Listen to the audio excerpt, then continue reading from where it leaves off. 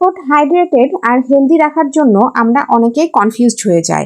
আসলে কোনটা ব্যবহার করা উচিত, লিপ বাম নাকি লিপ অয়েল? প্রথমে আসি লিপ বামের কথায়। লিপ বাম মূলত তৈরি হয় ওয়াক্স যেমন মোম এবং পেট্রোলিয়াম জেলি দিয়ে। এর প্রধান কাজ হলো আপনার ঠোঁটের আর্দ্রতা বা ময়েশ্চারকে লক করে রাখা।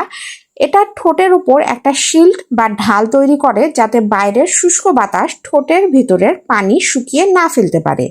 আর লিপ অয়েল, এটা দেখতে যেমন লিকুইড আর গ্লসি, এর কাজও গভীর।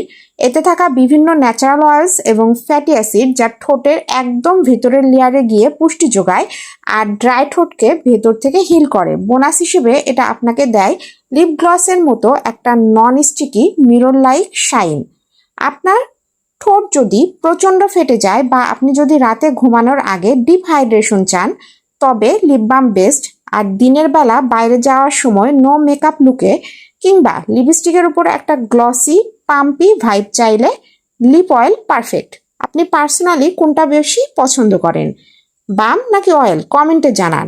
এমন আরও ইনফরমেশন পেতে আমাকে সাবস্ক্রাইব করে রাখুন বা ফলো দিয়ে রাখুন। আল্লাহ হাফিজ।